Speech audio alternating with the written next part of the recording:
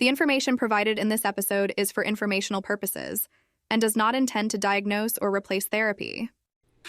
All right. Hello, everybody. Welcome to Living Your Best Life with Dania the Coach. Hello, everybody. Welcome back. I hope you had a fantastic week. Thank you so much for joining me today. Today, I want to talk to you about something that's really close to my heart and is super relevant for so many of us. I want to talk to you today about being an introvert and navigating life as an introvert. Let me clear something up. Being an introvert is not being shy. It's not the same thing. It's not being antisocial, and it's definitely not a flaw that needs to be fixed. Introversion simply means that you recharge your energy from solitude, reflection, and quieter spaces instead of crowds, loud energy, or constant stimulation. If that's you, there's nothing wrong with that. In fact, there's a lot right with it. I might be a little biased, though. Being an introvert in an extrovert-friendly world can be exhausting. It's draining. From job interviews that value how loud or how fast you speak, to networking events that feel like social marathons, to family parties where everyone's talking at once, it can be so much. Let me tell you from my experience, I'm an introvert, believe it or not. People sometimes are surprised, especially being with the kind of work I do. I facilitate workshops, I speak to strangers all day. But here's the truth of it, my friend. That takes a lot out of me. Before I do a speaking engagement, before I run a session, I have to mentally prep. I take quiet time to get my thoughts together and find my energy. And after the session, I decompress. I don't plan anything high energy. I need time alone to refuel.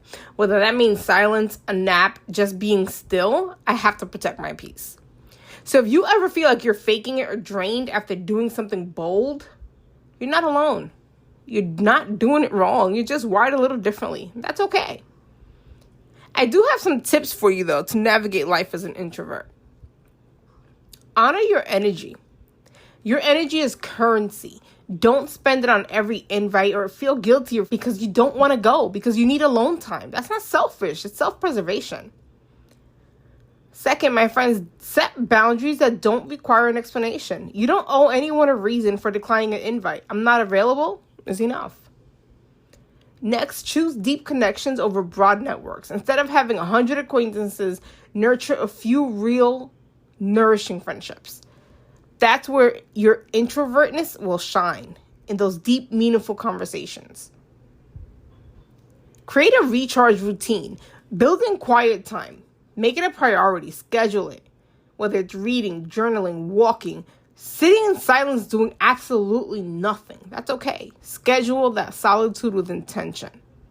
And lastly, my friends, use your strengths in work and life. You may not be the loudest person in the room, but your insights, your listening skills, and your empathy make you a powerhouse in your very own way. I want you to do a little check-in. Grab a journal and think about these questions. When do I feel most energized and alive? What drains me, even if it seems like it shouldn't?